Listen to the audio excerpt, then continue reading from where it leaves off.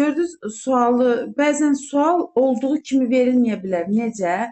Yəni sizin oxuduğunuz kimi sual olmaya bilər. Biraz situativ, biraz praktik, biraz məntiqi suallar ola bilər. Bu sizi çaşdırmasın, yanıltmasın. Əslində demək olar ki, müsahibədə istərsə də testdə qarşılaşacağınız sualların 90%-ni dərslərimizdə biz keçirik. İndi ola bilər ki, bir neçə sualmı, testmi qarşılaşa bilərsiniz ki, biz onu keçməmişik, amma bunun çox hissəsini biz dərslərdə keçirik. Demək olar ki, yenə deyirəm, 90% bəlkə çoxunu da keçmiş oluruq. Sadəcə məntiqlə yanaşmaq lazımdır. Bugün yeri gəlmişkən bir şeydə nəzərinizə çatdırım. Həmişə mən hər qrupda deyirəm bunu. Bax, bugün təsərrüfat müdirlərinin işə qəbulunda bəli, Bakı üçün müsahibə mərhələsində iştirak edən müdafiə var idi bugün. Deməli, testə də hazırlaşmışdı bizlər. Bugün müsahibəsi oldu. İndi qrupdan, yenicəni qrupdan ayrıldı. Bəlkə də fikir verdiniz, bir nömrə qrupdan ayrıldı. Çünki onun bugün imtahanı oldu deyə ayrıldı. Sadəcə bu qrupa da, ümumiyyətlə bütün qruplara əlavə eləmişdim ki, qısa bir müddətdə ümumi təkrarı eləyək, müəllimə təkrarlarda iştirak eləsin. Deməyim odur ki, test mərhələsinə yaxşı hazırlaşsaz, müsahibə mərhələsinin ən azı 85%-nə hazırlaşırsınız deməkdir, hazırsınız deməkdir. Test mərhələsinə yaxşı hazırlaşsaz. Niyə deyirəm yaxşı hazırlaşsaz? Bəzən test mərhələsinə mükəmməl hazırlaşmadan da elə-belə imtahanda iştirak eləyirlər. Ola bilər ki, keçid balı toplayırlar. Amma elə-belə hazırlaşdığına görə, səhvi hazırlaşdığına görə o problem müsahibədə o problemlə qarşılaşır. Çünki testin nəticəsi elan olduqdan qısa bir müddət sonra, adətən qısa bir müddət sonra müsahibə olur. Vaxt tapıb arxaya müsahibəyə bəzən də hazırlaşa bilmirlər. Amma test mərhələsindən hazırlıqlı olmuş olsalar, yəni testdə yaxşı, mükəmməl oxuyub, mükəmməl hazırlaşmış olsalar, müsahibə mərhələsində onlara o qədər də çox vaxt sərf olunmaz.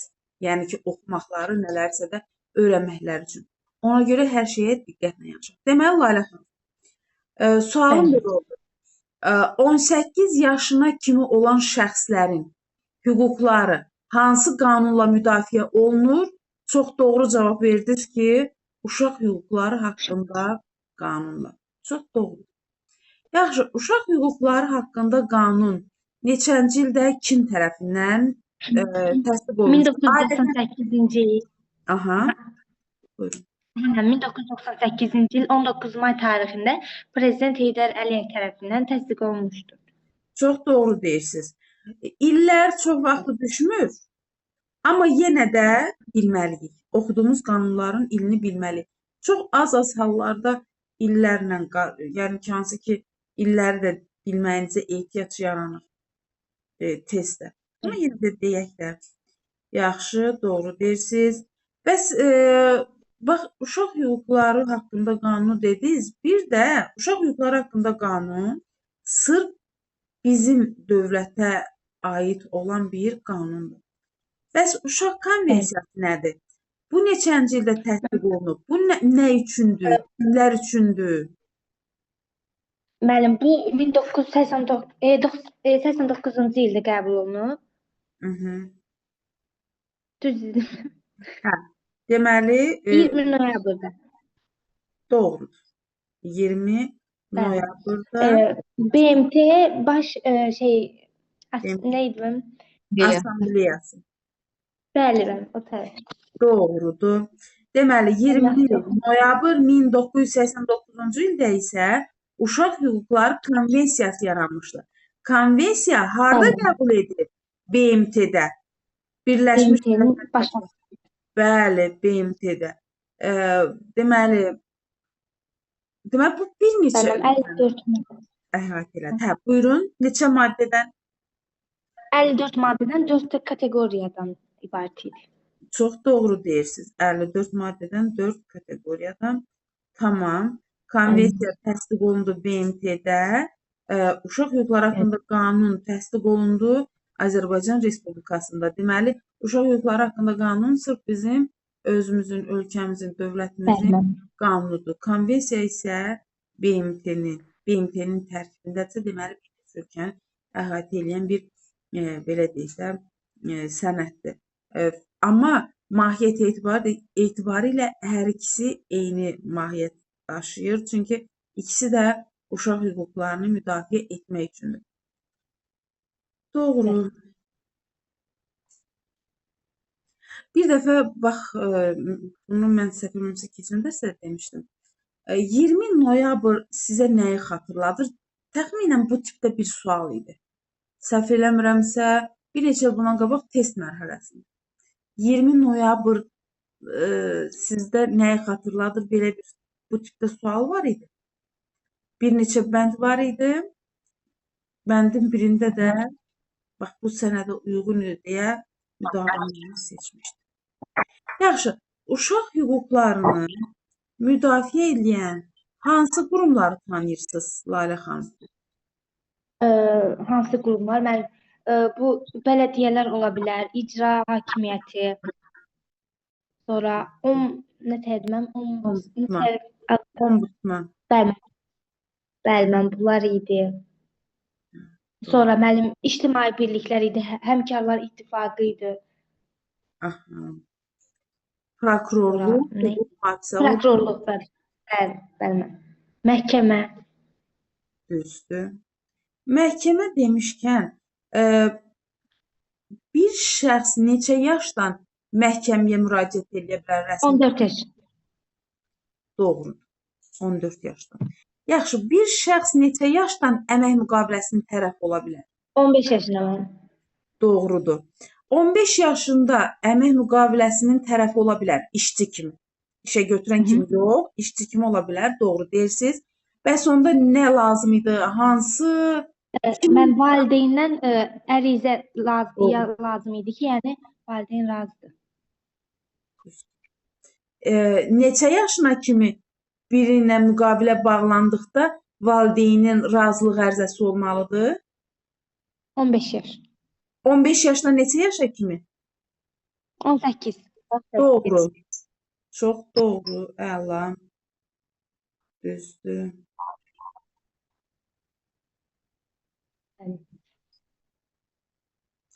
Hansı uşaqlar, məsələn, bax bu qanun o uşaqlara, məsələn, ölkəmizdə hansı uşaqlara bu qanun şamil edilmir və yaxud da ki, onların hüquqlarında hansısa belə deyək də, bu qanuna uyğunsuzluq ola bilər. Bu hansı uşaqlar üçün ola bilər?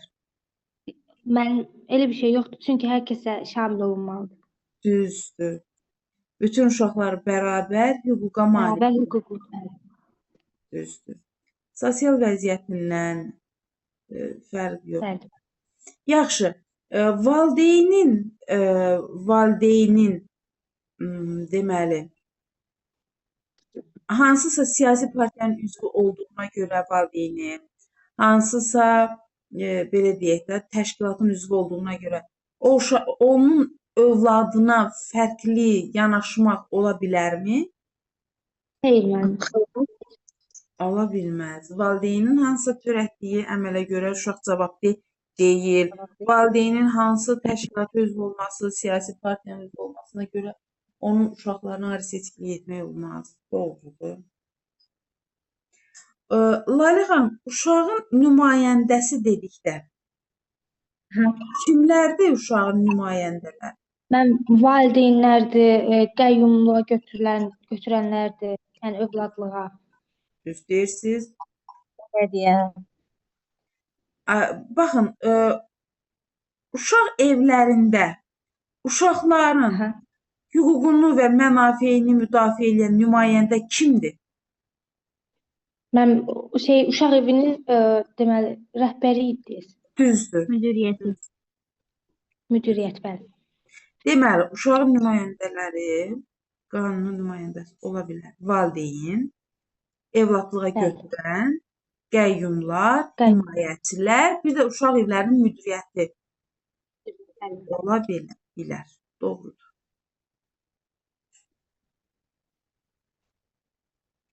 Çox sağ olun Lalə xanım. Cavablarınız Sağ olun müəllim. yaxşı idi, hətta əla idi. İndi kimlə davam edək? Kim sual cavaba qoşulmaq istəyir? Mən. Rəqsən başlayaq sizin. Hı -hı.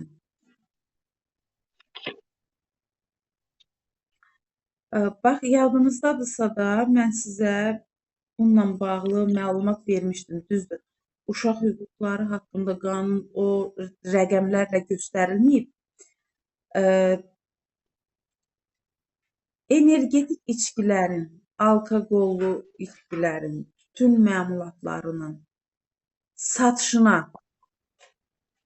150 bağçalar, metr.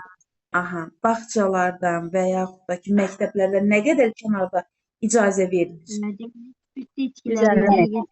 energetiklərin təhsil ocaqlarından ən azı 150 metr uzaqlıqda olmalıdır satışı. Aha, bəli, Rəqsan xanım, doğrudur. Ola bilsin ki, sual bu cür quruldu və yaxud da bir başqa formada qurula bilər. Belə də ola bilər. Uşaqlar arasında dövriyyəsi qadağan edilmiş informasiya məhsullarının yayılması ən azı məktəbəqədər təhsil müəssisələrindən və ümumi təhsil müəssisələrindən 150 metr kənarda yol verilə bilər yayılmasına. Yaxşımı? Uşaqlar arasında dövriyyəsi qadağan edilmiş informasiya məhsulları deməli 150 metrdir. Belə də ola bilər, alkoqol və energetik içki ola bilər, tütün məlumatı ola bilər, fərqi yoxdur. Bax, bunların hamısından 150 metr. Bəs Rəqsanə xanım, idman mərc oyunlarının, lotereyaların reklamları müəssisədən ən az nə qədər uzaqda yerləşməlidir? Ən azı 100 metr uzaqlıqda yerləşdirilməlidir. Doğrudur. 100 metr kənarda. Düzdür. Əslində hal-hazırda belə şeylərə o qədər də diqqət etmirlər. Getirilir. Və məsələn, bəzən görürük ki, müəssisə ilə, təhsil müəssisəsi ilə üzbəüz mağazadır, marketdir. Orada siqaret satılır, spirtli içki satılır. Bu əslində olmaz. Amma hələ ki, çox da, nə bilim, məncə fikir vermirlər. Amma vaxt gələcək, yəni bunu da konkret rəqəm olaraq hansı ki, deyirik 150 metr kənarda olmalıdır. O nəzərə alınacaq.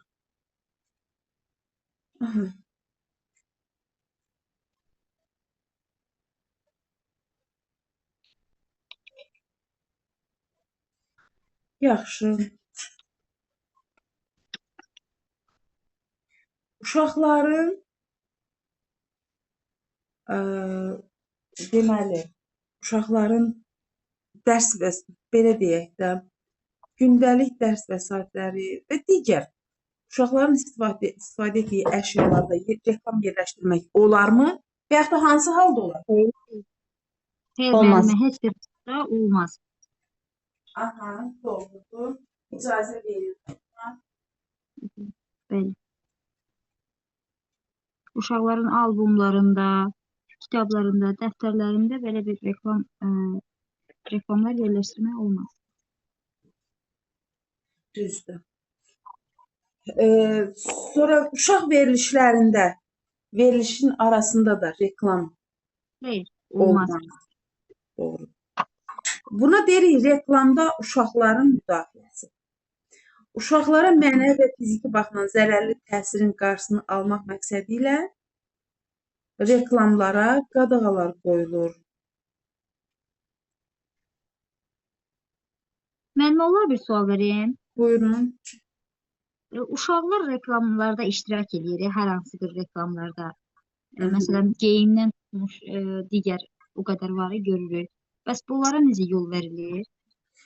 Yenə də mütləq şəkildə orada, həmin reklamlarda qətiyyən hər hansı bir nifrət hissi, zərərli vərdişlərin aşılanması, təcavüzkarlıq, kobudluq, bax, bu cür vərdişlərin aşılanması, təbliğ olunması kimi reklamlara qətiyyən icazə verilmir.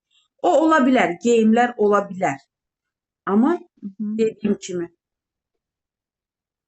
Bəli, onu başa düşdüm.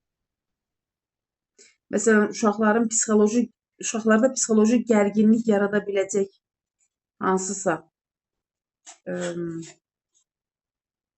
reklamda iştirakı və reklama reklamın o uşağın məsələn verilişlər arasında reklam olması olmaz. Aha.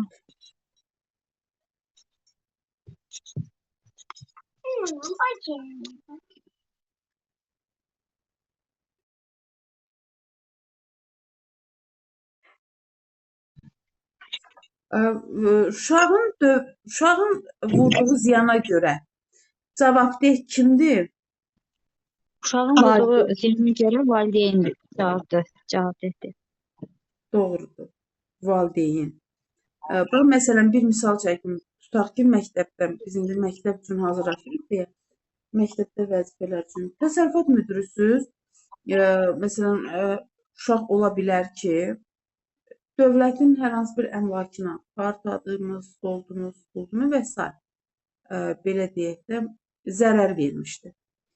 Biz çox, belə deyək də, rahatlıqla onun valideyni məktəbə dəvət edib, onun vurduğu Ziyanı ziyanı qarşılaması üçün biz tələb edə bilərik ki, həmin ziyanı ödəsin. Çox doğru.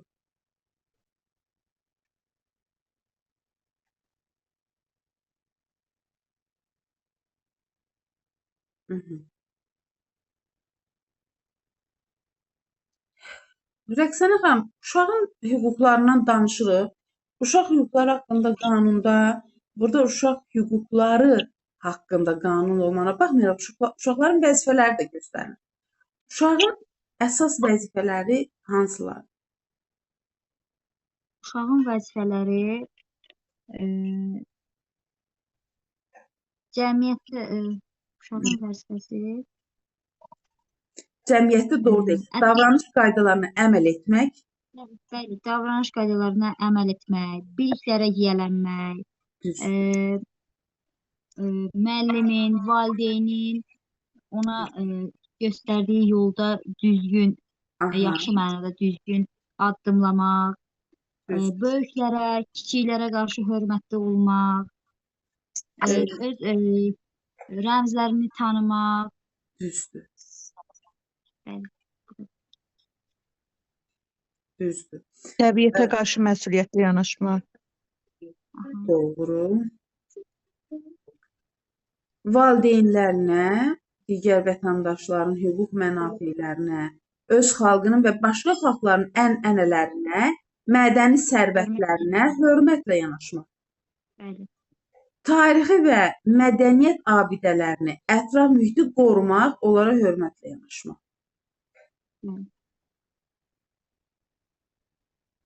Müəllimə, bir sual da mən vermək istəyirəm. Buyurun. Bu uşaqlara hardasa summativ yazdırıb etdirəndə də bu summativ üçün A4 vərəqlərini məktəb özü verməlidir, yoxsa şagirdlər özləri almalıdır? Elə bu gün məktəbdə bununla bağlı mən də müəllimlərlə söhbət apardım. Əslində bunun mütəmadi söhbətləri aparırıq. Bu, bilirsiniz, bu qiymətləndirmə növlərini müəllimlər müəssisədə şəraitinə uyğun müəyyənləşdirməlidir. Şərt deyil ki, bütün uşaqlar bütün KSG-lərini A4 vərəqlərində şablon formada işləsinlər. Bunun öz şəraitinə uyğun müəssisədə müəllimlər tənzimləməlidir. Qətiyyən uşaqlardan pul yığmaq olmaz. Əslində müəllim də özü, belə deyək də, öz maddi hesabına bunu etməməlidir. Yenə deyirəm, şəraitə uyğun qiymətləndirmələr təşkil etməlidir ki, o qiymətləndirmələr çox az maddiyyat tələb eləsin. Əslində məktəbdə müəyyən, belə deyək də, müəyyən qədər məktəbə verilir A4 kağızları da istifadə etmək olar. Amma ola bilər ki, bu il Onu boyu bilmək istəyirdim ki, təhsil şöbələri, yəni nəzdində olan məktəblərə bunun üçün təmin eləyir vəsaitlə. Əslində mən yenə deyirəm, vəsait verilir. Amma bilirsiniz, bu qiymətləndirmələr o qədər qiymətləndirmələrdən fərqli üsullardan istifadə olunur, say baxımından o qədər müxtəlif olur ki, bunun dövlət tərəfindən tənzimlənməsi biraz çətin olur. Müəyyən qismini ödəyə bilir, amma müəyyən qismi əgər yenə deyirəm, şəraitə uyğun olaraq başqa üsullardan istifadə edə bilərik. Bax, məsələn, adi bir şey, yəqin ki, burada nə bilim, bir çoxlarınız yəqin ki, onu görmüsünüz də, biz o vaxtlarda yoxlamalar, yoxlama işi dəftərlərimiz olurdu. Onun kimi uşaqların dəftərləri ola bilər. Müəllim şifahi qiymətləndirmə apara bilər, özü meyar təyin etməklə. Belə olanda çox vəsait sərf olunmur. Onu məktəb daxilində müəllim, rəhbərlik tənzimləməlidir. Yenə deyirəm, əslində nə müəllimin orada elə bir şey yoxdur ki, müəllim bunu mütləq öz maddiyyatı hesabına, öz maddi imkanı hesabına eləməlidir və yaxud da ki, uşaqdan elə bir şey yoxdur. Yenə deyirəm, məktəblər müəyyən qədərlə təmin olunur. Ola bilsin ki, bu il ərzində yetərli olmadı. Müəllim öz şəraitinə uyğun müxtəlif qiymətləndirmə üsullarından istifadə edə bilər. Belə. Oldu, çox sağ olun. Siz də sağ olun. Bunu məktəb daxilində tənzimləmək olar. Çox maddiyyat sərf etmədən. Bunu da müəllimlər eləməlidir də. Bir neçə növ var ki, biz onlardan məktəb daxilində istifadə edirik. Çox da maddiyyat sərf eləmir müəllimlər və yaxud da biz.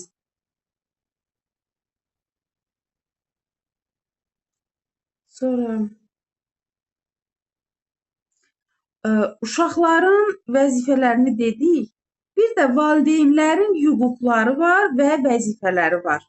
Rəqsanə xanım, valideynin hüquqlarını da deyin, sonra keçək növbəti iştirakçılara. Valideynin hüquqları. Hı. Demək, valideynin hüquqları Valideynin bir şey deyim. qarşısında yoxsa Bax, bilirsiniz necə? Bax, məsələn, belə bir sual verilsə. Valideynlər ata və ana. Valideynin uşağın tərbiyəsində hansısa atanın və yaxud da ananın hüquq və vəzifələrində hansınınsa üstünlüyü varmı, yoxsa bərabərdir? ana həm ata hər ikisi uşaq üzərində bərabər hüquqludur, eyni vəzifələri daşıyır. Hansı hüquqları var?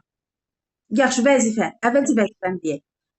Valideynin vəzifəsidir ki, uşağını tərbiyəli vətəndaş kimi yetişdirsin, ona sağlam bir şəraitdə böyütməlidir, ona rəmzlərini, ölkəsini, vətənini sevdirməlidir, belə bir şəraitdə böyütməlidir. Uşağın Zorakılığa yol verilməməlidir. Necə? Zorakılığa yol verilməməlidir. Bəli. Zorakılığa yol verilməməlidir. Bax, valideynlərin uşaqlar barəsində hüquq və vəzifələrinin həyata keçirilməsində buna dövlət qarışırmı? Qarışma, elə hər şeydə dövlət qarışa bilərmi hüququna, vəzifəsinə? Xeyr, valideynindir, amma bir halda ki, dövlət bu zaman qarışa bilər ki, əgər övladlarına qarşı zorakı davranılırsa, əgər onların düzgün şəraitdə böyütmürsə və digər psixoloji cəhətdən əgər onlara düzgün yanaşılmırsa, dövlət bu zaman bəli qarışmağa haqqı var. Doğrudur. Məsəl üçün, şagird məktəbə gəlməlidir, ancaq valideyn onu işləməyə göndərirsə, əlbəttə məktəbdə hər hansısa bir güc strukturlarda qarışa bilər buna. Aha, Bəli, baxın, elə yaxşı oldu bunu yadımıza düşdü, bunu belə bir sualda verək. Ölkəmizdə, dövlətimizdə hansı təhsil icbaridir? Neçənci sinifdən neçənci sinifə qədər təhsil icbaridir? Deməli, 9-cu sinifə kimi təhsil icbaridir. 1-ci sinifdən 9-cu sinifə kimi. Bunun adı nədir? Bax, buna nə deyirik 1-ci sinifdən 9-cu sinifə qədər olan təhsilə? Orta ixtisas təhsili. Ümumi təhsil. Ümumi orta təhsil. Ümumi orta təhsil. Bəli. Orta ixtisas kollecdir. Aha. Başqa. Mən Onları keçəcəksiniz, hələ keçməmişəm. Orta ixtisas, kollecdir. Ümumi orta təhsil icbaridir. Deməli, hansı təhsil icbaridir? Ümumi orta təhsil. Ümumi orta təhsil neçənci siniflərə əhatə edir? 1-ci sinifdən 9-cu sinifə.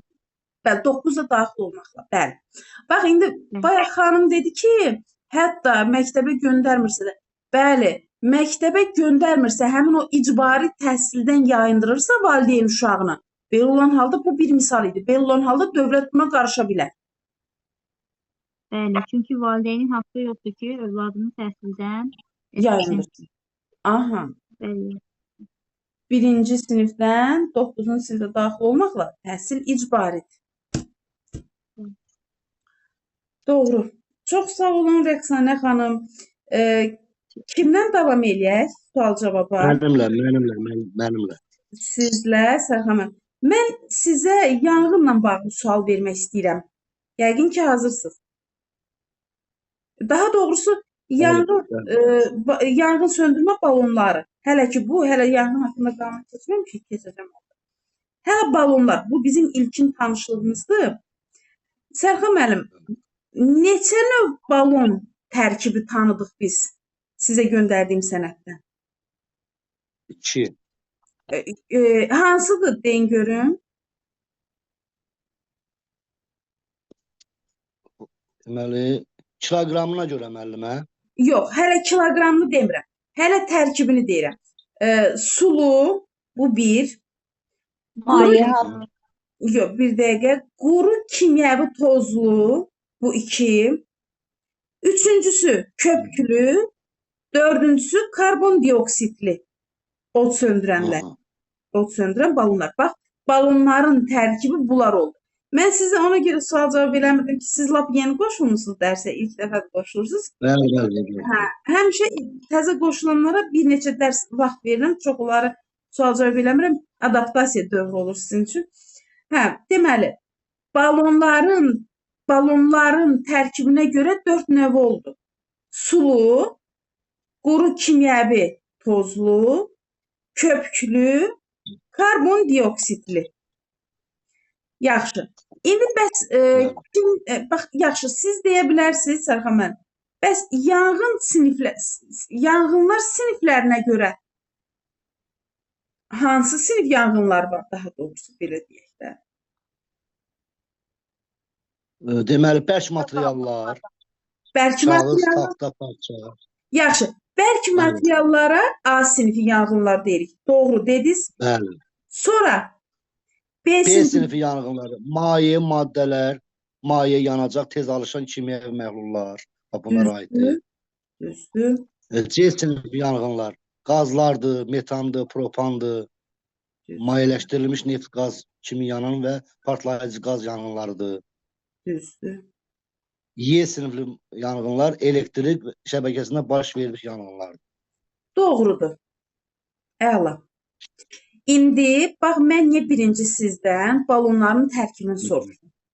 Çünki Bəli. o tərkibli balonların bu yanğınlarda, bu sinif yanğınlarda hamısını istifadə eləmək olmaz.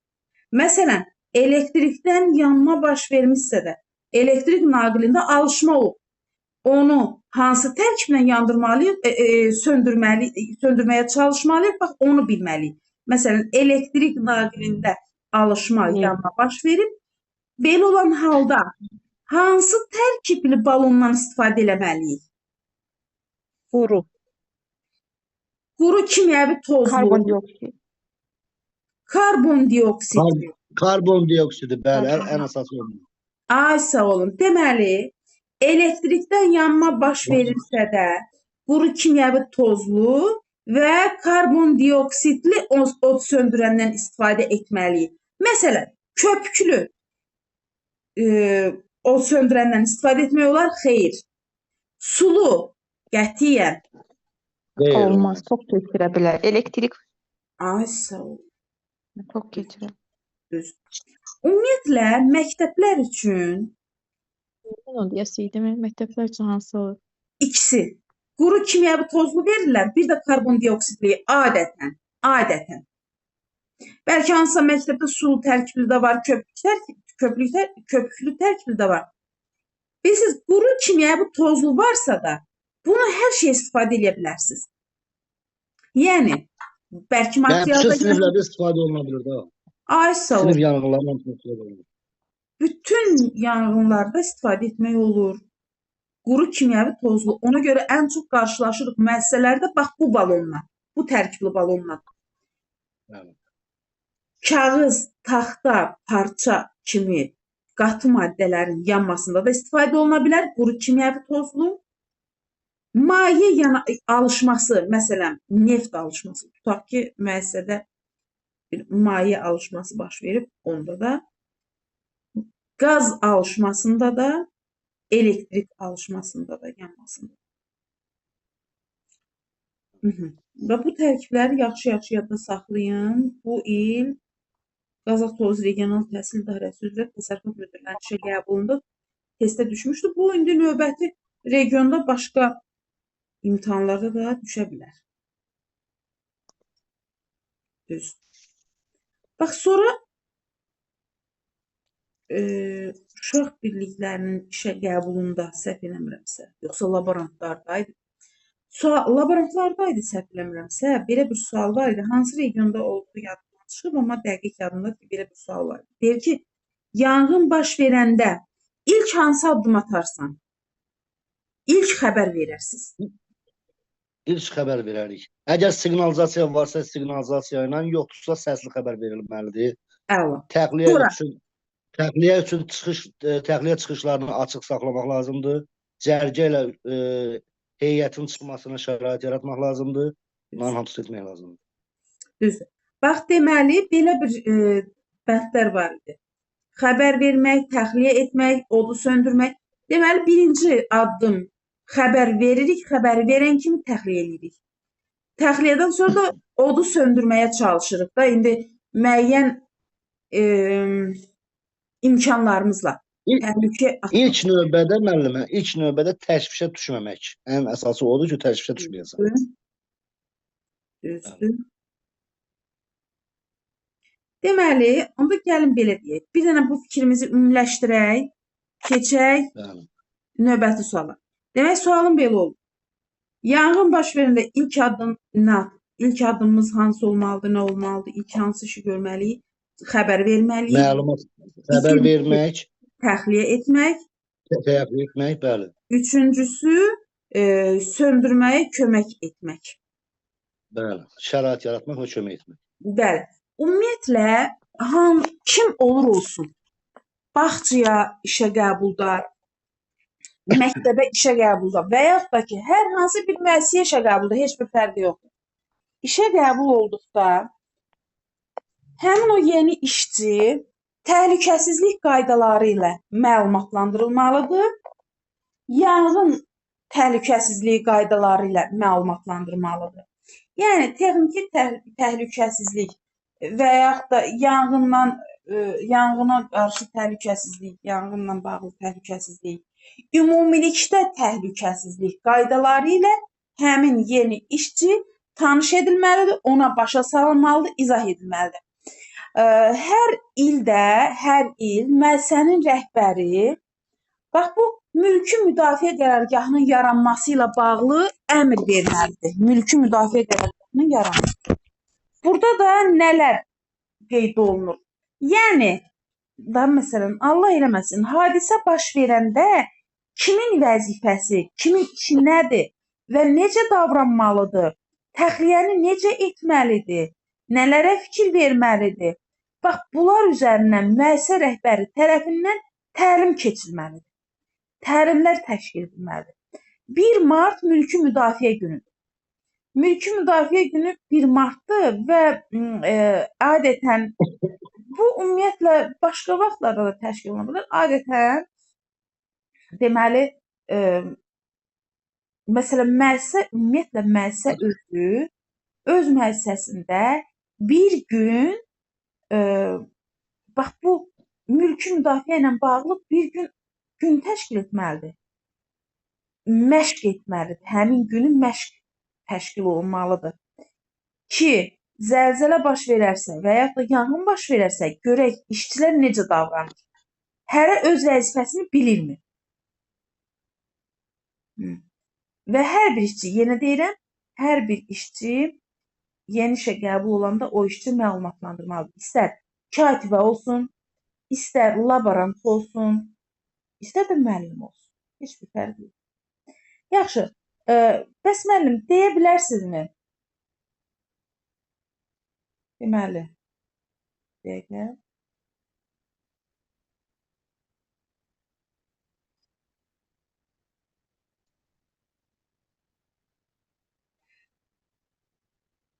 Bax, bir dəfə bu sual düşmüşdü. Od söndürücü balonun asılma hündürlüyü nə qədər olmalıdır? Aha, bəli. Hə, deməli sualım belə olmuşdu da. İndi ona kimi də qoşulsun digər iştirakçılar da biz sizinlə sual cavabımıza davam edək. Balonların asılma hündürlüyündən sual düşmüşdü. Bunu da sizə göndərmişəm. Deyə bilərsiniz, balon hansı hündürlükdən asılmalıdır? Balon ümumiyyətlə, bax, o da fərqli olur da. Elə müəssisə var ki, asılması üçün nəzərdə tutulub balonların. Onun üçün xüsusi lövhələr verilir. Amma elə müəssisələr də var ki, yalnız asılmağa ehtiyac yoxdur da, müəyyən yerdə balon ola bilər. Kim deyə bilər?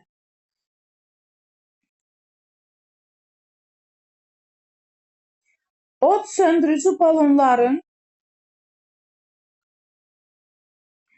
üzürlü sayın. Mən səsimi açmamışam, amma danışıram. Mən də deyirəm, niyə cavab yoxdur, mənə cavab gəlmir. Deməli, od söndürücü balonların hündürlüyü, asılma hündürlüyü nə qədər olmalı?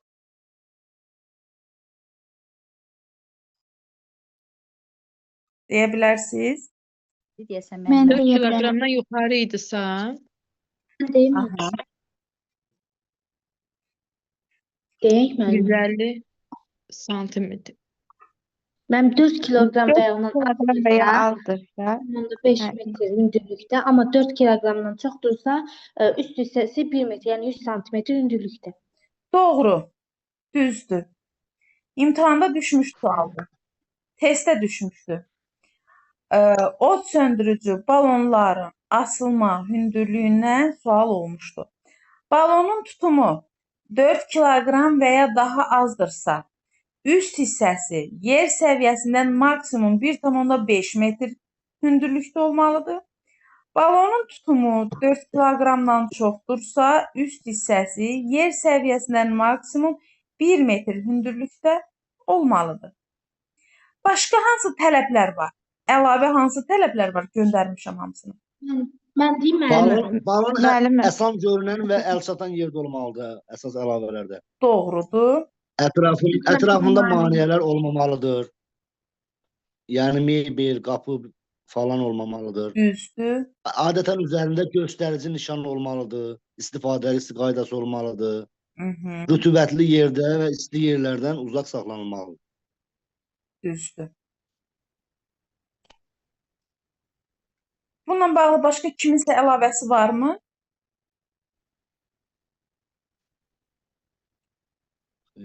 Aha. Yaxşı. Yanğın baş verərsə və ya da zəlzələ olarsa, liftdən istifadə etmək olarmı? Xeyr, müəllimə, olmaz. Qətiyyən. Doğru. Pilləkənlərdən. Bir də mən sizə keçən dərsdə demişdim də, toplanma yeri. Bəli. Toplanma yeri harda olmalıdır? Necə bir yerdə olmalıdır? Geniş və təhlükəsiz yerdə. Doğrudur. Oradan hər hansı bir elektrik xətti keçməməlidir, hər hansı bir dirək olmamalıdır. Bina elə olmalıdır ki, binadan biraz uzaqda olsun ki, da tutaq ki, binada uçma olarsa, çökmə olarsa, orada zərər, ziyan olmasın. Bax, buna toplantı yeri deyilir. Toplanma nöqtəsi əvvəlcədən təyin olunur. İşarəsi həmin toplanma nöqtəsində belə deyək, göstərilir, işarə olur orada. İndi biz də məsələn məktəbdə toplanma yerində işarə qoymuşuq ki, bura toplanma yeridir. Məsələn, nəsə Allah eləməsin bir hal baş verəndə hamı o nöqtədə həmin orada toplansın. Çünki ora həmin müəyyən etdiyimiz yer təhlükəsizdir.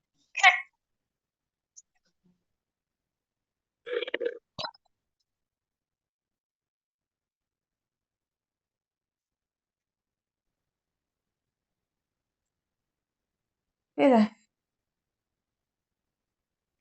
Mən sizə bir də tapşırıq vermişdim ki,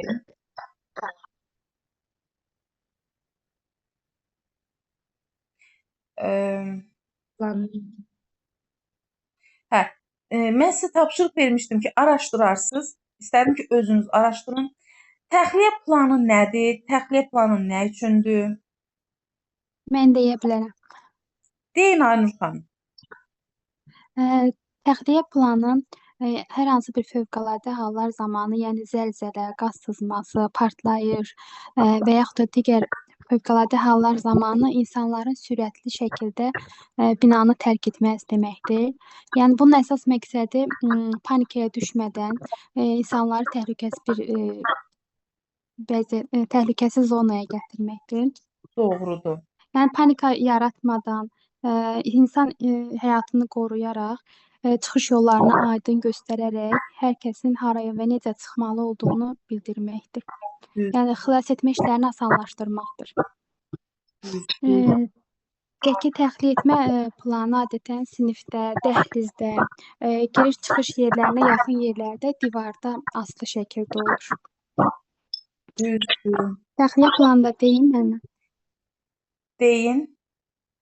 Təxliyə yolu da fövqəladə vəziyyət zamanı insanların təhlükəsiz şəkildə, yəni təhlükəsiz çıxışa aparan ən qısa marşrutdur. Yəni bu da ki, burada da yenə liftdən istifadə etmək olmaz. Pilləkənlərdən, dəhlizdən və fövqəladə çıxış qapılarından istifadə etmək lazımdır. Aydın təxliyə yolu aydın nişanlanmalıdır, həmişə açıq vəziyyətdə saxlanılmalıdır. Düzdür. Təxliyə yolunda nişanlar necə olur? Hansı nişanlardan istifadə olunur? Oxlar. Hansı? Oxlar. Aydın nişanlanmalıdır, Müəllimə maneəsiz olmalıdır, oxlarla bildirilməlidir. və ya ox işarələri. Mən qısa və lazımlı məlumatlar toplamışam. Əla. Qəşəng məlumatları idi. Bir də əlavə eləyim. Təxliyə planı, yəni yalnız bir dəfə hazırlanmaqla kifayətlənməməlidir. Hər dəfə yenilənməlidir. Aha. Belə bir məlumat da var idi. Bəli. Olar. Çünki ola bilsin ki, nəsə bir dəyişiklik olub məcbur. Bəli.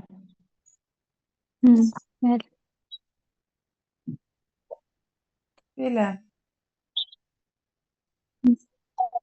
Başqa sualınız varsa devam edə bilərik. Davam eləyək.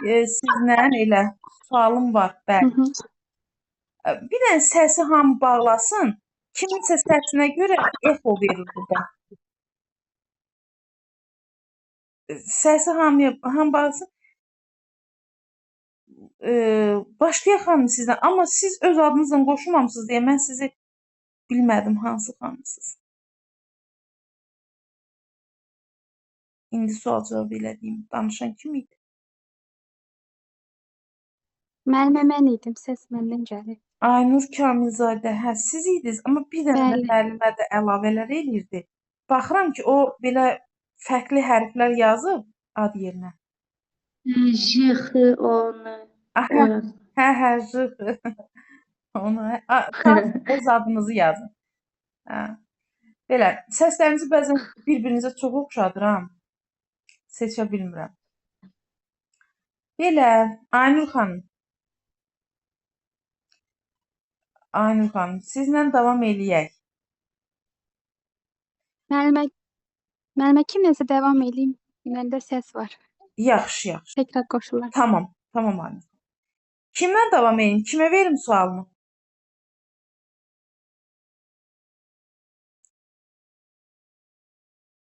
Yaxşı.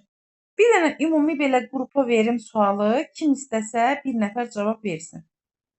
Müəssisədə işçi yanğın təhlükəsizliyinə əməl etmək üçün hansı əsas qaydalara riayət etməlidir? Hansı qaydalara riayət etməlidir? Yanğın təhlükəsizliyinə əməl etməsi üçün.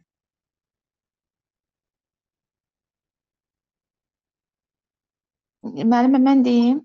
Deyin Məryəm xanım. Yanğın zamanı sakit və ayıq davranmaq, panikaya düşməmək, Hı hı, e, düzdür. sonra yanğın siqnalını vurmaq, yəni aktivləşdirmək, səsli xəbərdarlıq etmək, əgər İstəmir.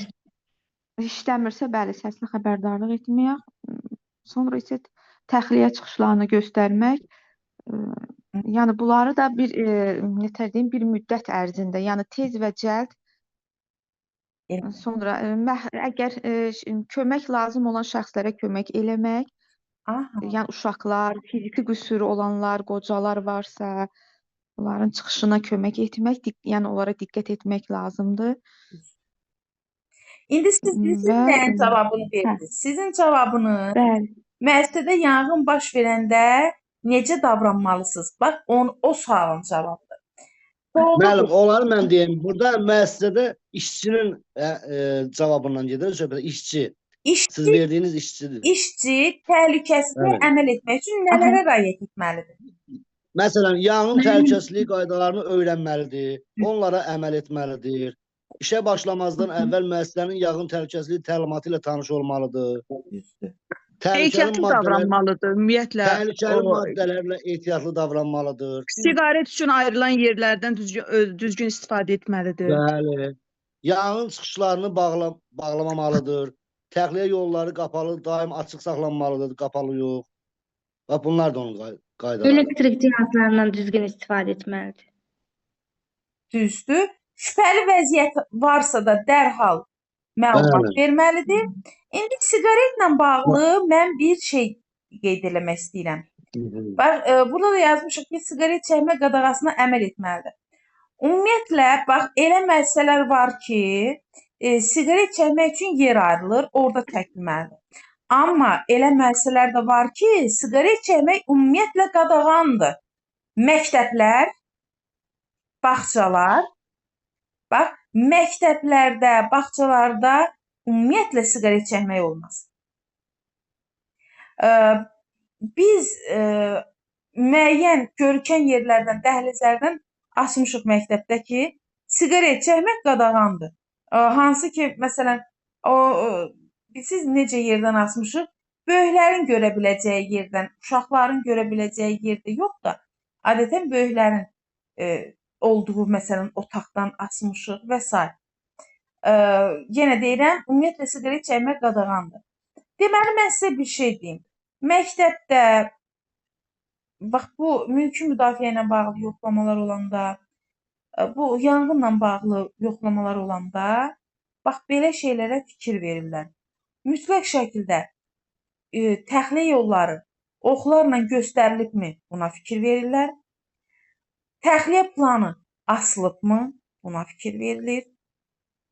İşçilər bundan məlumatlıdırmı? Buna fikir verilir. Balonlar doludurmu? Saz vəziyyətdədirmi? Fikir verilir xüsusi.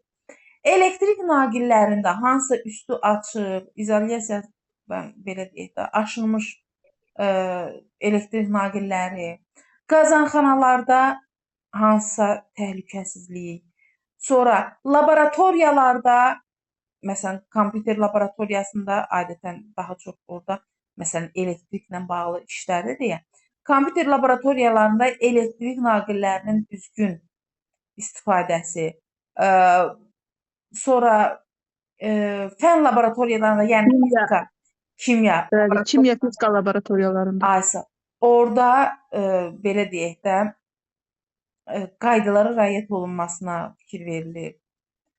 Sonra başqa. Sonra hər bir müəssisədə, girişdə təhlükəsizlik qaydaları ilə bağlı lövhə asılmalıdır. Bağçaya və yaxud da ki, məktəbə hər kəs daxil ola bilməz. Daxil ola bilər məktəbdə çalışan və yaxud da bağçada çalışan işçilər, fərqi yoxdur, texniki və pedaqoji işçilər, bir də uşaqlar. Əgər valideynlər daxil olursa, o da icazə ilə. Yəni, tutaq ki, valideyn iclasıdırsa da və yaxud da ki, valideyn hansısa müəllimlə, məsələn, belə deyək də, görüşü varsa da, belə hallarda. Yoxsa elə bütün halda məsələn, müəssisəyə daxil ola bilməz valideyn. Heç başqa kənar ümumiyyətlə, nəinki valideyn, heç kim. Deməli, bağçaya və yaxud da ki, məktəbə daxil ola bilən uşaqlar, məktəbin, yəni şagirdləri, uşaqları. İndi mən uşaq və şagird ayrı deyirəm bəzən. Çünki uşaq məktəbə hazırlıq qrupunda olanlar, təhsil alanlar uşaqlar sayılır. Ancaq o digərləri isə şagirdlər. Deməli, uşaqlar və ya şagirdlər, pedaqoji və texniki işçilər. Bax, belə. Müəllimə, ümumiyyətlə deyəsən sizin dərslərinizin birində dinləmişdim. Məktəbin müdiriyyəti, direktor özü ərazi üzrə fövqəladə halların keçirdiyi təlimlərdə iştirak etməlidir Özü və də bunu da məktəbdə tətbiq etməli. Aha. Həmi öz məktəbin, çalışdığı məktəbdə, rəhbərlik etdiyi məktəbdə, həm də ki, digər məktəblərdə təşkil olunmuş tədbirlərdə də iştirak edib, oradakı təcrübələrdən yararlanıb öz məktəbində tətbiq eləyə bilər. Bir də ki, bağçanın, məktəbin rəhbərliyi, məsələn, direktor, belə deyim də, direktor 5 ildən bir fövqələdənin təşkil etdiyi kurslarda iştirak edir. Müavinlər və hərbi rəhbər 3 ildən bir iştirak eləyir. Amma digər işçilər isə məktəbin daxilində rəhbərlik tərəfindən məlumatlandırılır. ilə əlaqəli. Bu uşaqlara həyatla inteqrasiya bir növ başa salınmalıdır. Doğrudur. Süni, bəli, vəziyyət yaradılır ki, görək necə hərəkət edir buradakı işçilər, şagirdlər. Doğru. Belə. Bir də mən sizə qısa bir məlumat göndərmişdim. Uşaq Birliyi rəhbərlərinə, Uşaq Birliyi Təşkilatı rəhbərinə imtahanda bu sual düşmüşdü. Bizə dəqiqə göndərmişdim sizə. Deyir ki, məktəbə qədər və ümumi təhsil müəssisələrində təhsil alanlar harda tibbi müayinədən keçməlidir? Yaşadıkları Ərazi ərazi, poliklinikalarında. Yaşadıkları ərazi poliklinikasında pulsuz tibbi xidmətlə təmin edirlər. Ay sağ olun. Yaşadıkları ərazi poliklinikasında. Baxın, orada bəndlərdə var idi. Yaşadıkları ərazidəki tibb məntəqəsində, sonra bilmirəm, Eyni zamanda o məktəbdə həm də bağçada olan şagirdlərin hüquqlarıdır. Orada pulsuz tibbi müayinələrdən keçmək. doğru deyirsiniz. Yəni, başqa bənd seçməyin. Orada tibb məntəqəsi yazılmışdı. Nə bilim, yəni onları seçməyin. Seçdiyiniz bənd ancaq və ancaq bu olmalıdır. Ərazi poliklinikası. Yaşadıkları ərazi poliklinikası.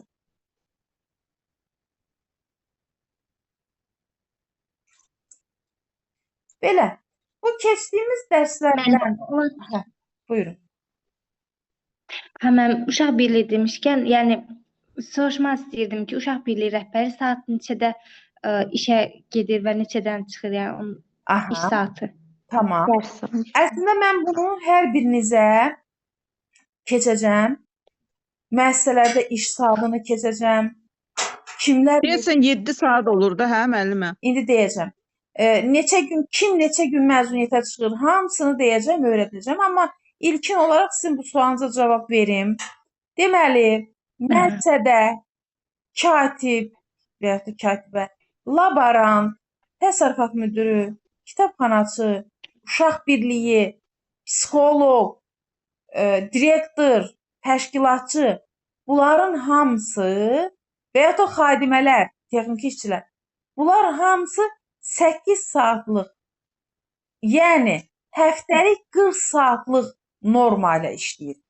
İndi bax, həftəlik 40 saatlıq dedim. 5 günlük işlə, iş rejimində işləyirsinizsə də, 5 günlük müəssisədirsə də 8 saat günə, 6 günlük müəssisədə işləyirsinizsə də gündə 7 saat işləyirsiniz. Yaxşı, bəs neçədə başlayır, neçədə bitir? Bax, biz buna deyirik müəssisənin iş rejimi. Müəssisənin iş rejimi müəssisənin daxilində tənzimlənir. Elə müəssisə var, pedaqoq şurada qəbul edə bilər ki, müəssisədə iş 8-də başlasın. Elə müəssisə var, eləyə bilər, tutaq ki, 9-un yarısı başlasın. Eləsi də var, 9 eləyə bilər. Yəni, bu müəssisənin özündən asılıdır. Bütün hallarda 9-da da başlasa, 8-də də başlasa, 8-in yarısında da başlasa, bütün hallarda 8 saat, 5 günlüksə 8 saat, 6 günlüksə də 7 saat iş rejimi ilə işləməlidir. Bu dediyim ştat işçilərdir də, ştat işçilərdir. Amma məsələn, pedaqoji işçilərə bunu deyə bilmirik axı, onlarda saat hesabıdır. Əsas bağlıdır. Necə dediniz, Lara xanım, necə sual verdiniz? Mən dedim, bəs geyimləri, yəni. Geyim də müəssisə daxili. Müəssisə daxili nizam-intizam qaydaları olur. O nizam-intizam qaydaları ilə geyimlər müəyyənləşir. Məsələn, deyək ki, bütün ölkə üzrə rəsmi geyim forması yoxdur, amma hər müəssisə öz daxilində geyim forması, işçilər üçün geyim forması müəyyən edə bilər. Amma bilirsiniz də, uşaqlar üçün Nazirlər Kabinetinin qərarı ilə məktəbli formaları, demək olar ki, eskizlər hamı üçün, təsvir hamı üçün eynidir. Rənglərdə fərq var. Rənglər pedaqoq şuranın qərarı ilə seçilir. Amma təsvir hamıda eynidir. Təsviri. Yəni, qızlar üçün ətək və yaxud da şalvar, oğlanlar üçün şalvar, üst geyimində də, nə bilim, və s. Yəni, bax, bu təsvirdir. Bir də var rəng. Rənglər pedaqoq şuranın qərarıdır. İşçilərin geyimi isə müəssisə daxili nizam-intizam qaydalarının tərkibində yer ala bilər. Sağ olun. Siz də sağ olun. Başqa bu mövzularla bağlı, bax, bu indi sual-cavab elədiyimiz mövzu ilə bağlı.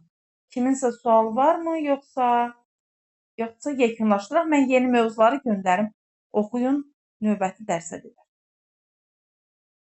Müəllimə, mənim bu dərsə yox, amma köhnə dərslərdən bir sual vermək istəyirəm. Amma yeni gələnlər onu keçməyiblər. Versəm olar.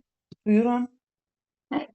Müəllimə, təhsil qanununda bildirildi ki, katibə pedaqoji işçi sayılmır. Düzdür. Ancaq direktora tabidir də. Bəs direktor dəyişərsə, yəni direktor köhnə katibəni, yəni işdən çıxara və yaxud da yeni dəyişə bilərmi? Baxın, müəssisənin rəhbəri dəyişəndə orada kimisə də işdən çıxara bilər kimi bir şey yoxdur, bir qanun yoxdur. Məcəllədə yazılıb mülkiyyətçi dəyişərsə, orada da hamı, bütün işçilər yox, istədiyi işçi yox. Orada da var da, məsələn, müəssisənin işə götürən mülkiyyətçi dəyişərsə, rəhbər mülkiyyətçi deyil, onu da qarışdırmayaq. Birdən deyirəm ki, siz ona əsaslanıb sual verə bilərsiniz. Müəssisənin mülki, ona görə deyirsiniz, hə, məcəllədə olana görə. Baxın, orada mülkiyyətçi dəyişəndədir. Mülkiyyətçi bilirsiniz kimdir? Mülkiyyətçi dövlətdir.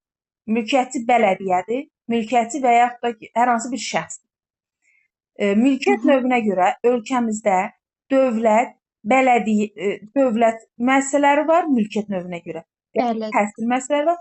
Mülkiyyət növünə görə var özəl, bir də var bələdiyyə. Dövlət, bələdiyyə, özəl. Bax, mülkiyyətçi dəyişməsi nədir, bilirsinizmi? Məsələn, özəldir, dövlətə keçdi, məsələn. Gördünüz, mülkiyyətçi dəyişdi. Bəzən bu mülkiyyətçi dəyişməsini elə bilirlər ki, işə götürənin dəyişməsidir, rəhbərin, xeyr, elə deyil. O ki, qaldı sizin o sualınıza, heç bir işçiyi səbəb olmadan biz işdən çıxarda bilmərik. Bir işçi işdən çıxarılırsa da, o səbəb göstərilməlidir. Yəni, ştatmı ixtisarı var və yaxud da ki, məsələn, bilirsiniz, müəssisələrdə ştatlar sinif sayı ilə və yaxud da şagird sayı ilə tənzimlənir. Məsələn, belə bir hal varsa, o zaman xitam verilə bilər işçinin işinə. Kobud şəkildə vəzifə funksiyasını pozubsa, o zaman ola bilər. Müəllimlər sertifikasiyadan keçə bilmirsə, o zaman ola bilər. 65 yaş olduqda ola bilər. Başqa nə idi? Müəssisə ləğv olunduqda ola bilər. Deməli, mən sizə bir dənə ümumiləşdirmə edirəm. İşçini rəhbər istədiyi vaxtı işdən çıxarda bilməz. Hansı hallarda işə götürən tərəfindən işçinin müqaviləsinə xitam verilə bilər? 1. Müəssisə ləğv olduqda. 2. Ştat ixtisarı olduqda. 3. Müəllimdirsə sertifikasiyadan kəsildikdə. 4. Kobud şəkildə vəzifə funksiyasını işçi pozduqda. Bunların hamısının alt sənədləri olmalıdır. Bunların da əsası olmalıdır.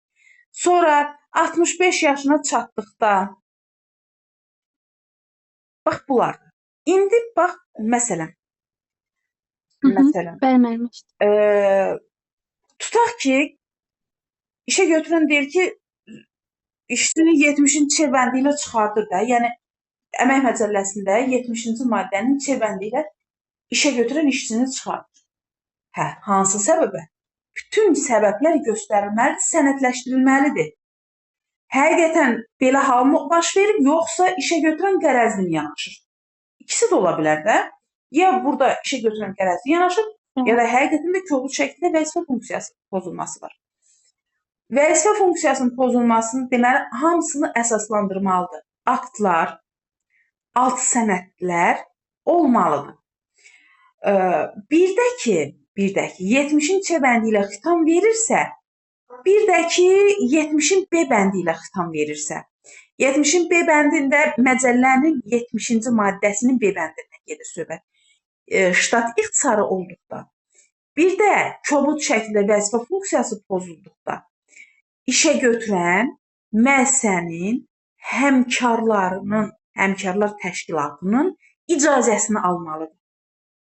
Əgər həmkarlar təşkilatı icazə vermirsə, bu səbəblərə görə də xitam vermək olmaz.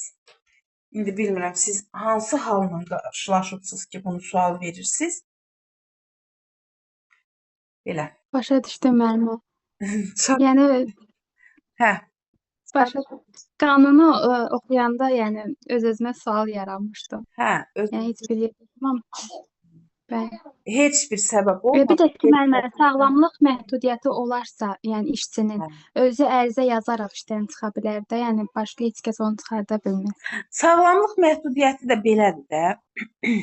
Hər hansı bir xəstəliyi olarsa, heç işə gələ bilməyəcək vəziyyətdə. 6 ay müddətinə hər halda həmin işçini 6 ay müddətində buletində mi olur, nəsə də, yəni 6 aya kimi saxlaya bilirik xəstəliyinə görə. Amma 6 aydan çox sağlamlıq vəziyyətinə görə işə gələ bilmirsə, artıq o zaman xitam verilə bilər. Bu da tərəflərin iradəsindən asılı olmayan hal kimi. Yenə bunun da alt sənədləri olur. Yəni, alt sənəd dedikdə nəyə nəzərdə tuturam? Məsələn, vətəndaşın xəstəliklə bağlı sənədləri, kağızları, nə bilim, bax belə. Və yaxud da özü ərizəsi ilə tuta bilər. Heç 6 ay gözləməz, özü ərizəsi ilə tuta bilər. İş yerində dəyişə bilər. O başqa şeydir. İş yerini başqa işə götürənlə mən... Yox, mən xəstəliklə bağlı. Başa düşdüm müəllimə, mən sizə çox sağ olun. Siz də sağ olun. Belə əlavə məlumatları araşdırmanız yaxşıdır, pis deyil. Müəllimə, məsələn, katibə işdən çıxmaq istəyir, ərizəsini verir, onun yerinə öz istədiyi bir şəxsi qoya bilər öz yerinə. Xeyr. Bəzən olub da belə hallarla qarşılaşırıq. Deyir ki, mən istəyirəm çıxam, amma mən çıxıram, istəyirəm qızım və yaxud da gəlinim burada işləsin. Elə şey yoxdur. Çıxdısa da çıxdı. Yenə sıfırdan yeni qayda ilə. Yeni qayda ilə. Müəllimə, mən bilmək istəyirəm, görüm ölkədə bələdiyyə məktəbi var. Maraqlı sualdır. Təəssüf ki, xeyr. Bizdə bələdiyyə... Nümunə olaraq da yoxdur, müəllimə. Nə? Nümunə olaraq da yoxdur. Valla, mən bilən qədəri yoxdur. Mənə maraqlıdır o bələdiyyə məktəbinin dövlət məktəbindən fərqi, ona görə soruşurdum. Onlar bələdiyyə tərəfindən yaradılır. Onların nizamnamələri nazirlik tərəfindən təsdiq olunur. Müəssisə nizamnaməsi, daha doğrusu nazirliyin rəyi ilə təsdiq olunur. Onlarda fərqli, məsələn, onlarda maliyyələşmə başqadır, fərqli olur. Ümumiyyətlə bilirsiniz, Azərbaycanda bələdiyyə inkişaf etməyib. Bələdiyyələr inkişaf etməyib. Məsələn, Türkiyədə bələdiyyələr çox inkişaf edib. Bələdiyyələr parklar salır, məktəbləri olur, bələdiyyə məktəbləri olur, bələdiyyə xəstəxanaları olur. Bax, onlar üçün. Amma bizdə adı var, amma hələ özü yox. Amma özəl var. Müəllimə, Bəli. ümumilikdə hansı ki bəzi ölkələrdə dini məktəblər var. Onlar yəni bələdiyyə sayılır, yoxsa dövlət? Yox, tamam başqadır. O O başqadır. dini dini bizdə də var. Məktəb deyin, hazırlıq deyin. Ali təhsil. Onlar mədrəsə sayılır, mədrəsə. Yox, bilirsiz necədir? Elə deyil. Onlar da dövlətin tərkibində də ola bilər. Özəldə yaradıla bilər.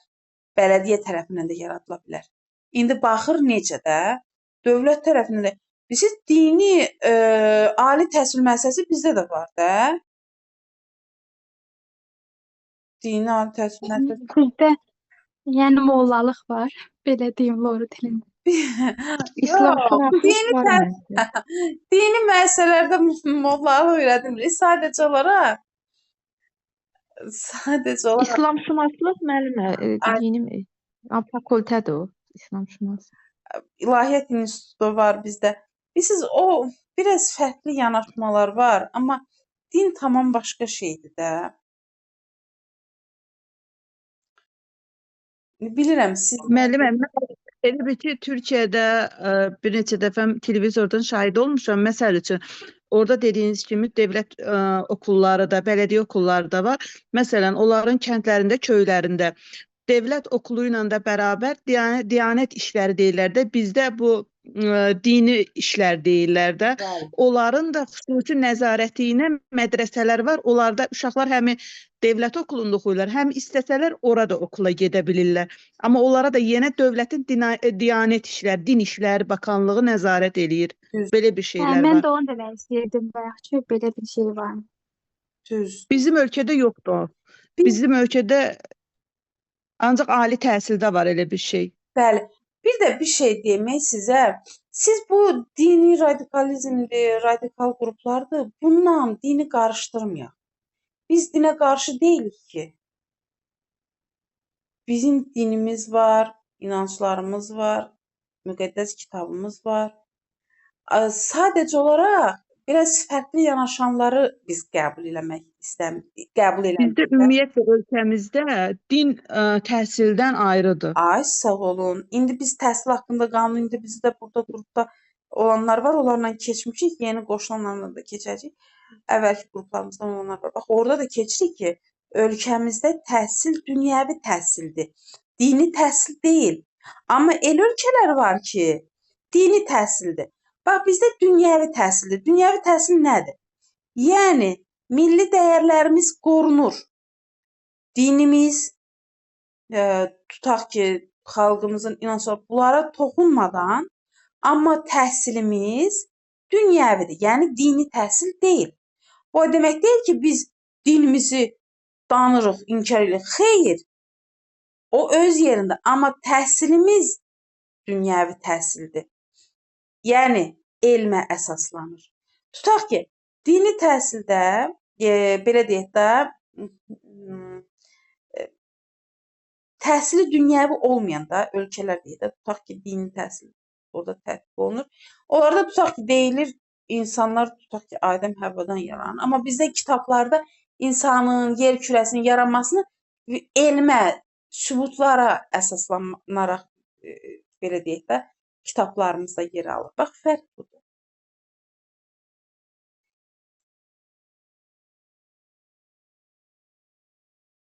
Türkiyədə dini təhsil. Dünyəvi və dini də əslində. Onlar həm də belə.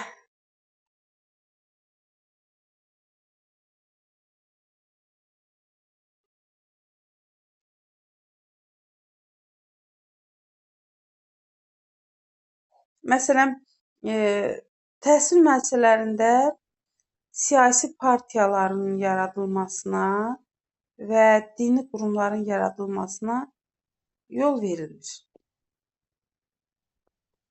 Amma bu o demək deyil ki, bizdə elə bir təhsil müəssisəsi yoxdur da. Bayaq dediyim kimi elə bir müəssisələrimiz var. Amma burada məna başqadır. Burada tamam başqa. Belə, başqa sual varmı? Yoxdursa yekunlaşdıraq dərsimizi. Mənim yoxdur. O zaman gecəniz Sağ olun müəllimə. olsun. Sağ olun. İnşallah Sağ olun tapşırıq müəllimə. növbəti dərsdə görüşərik. Hələlik. Sağ ol. Hələlik.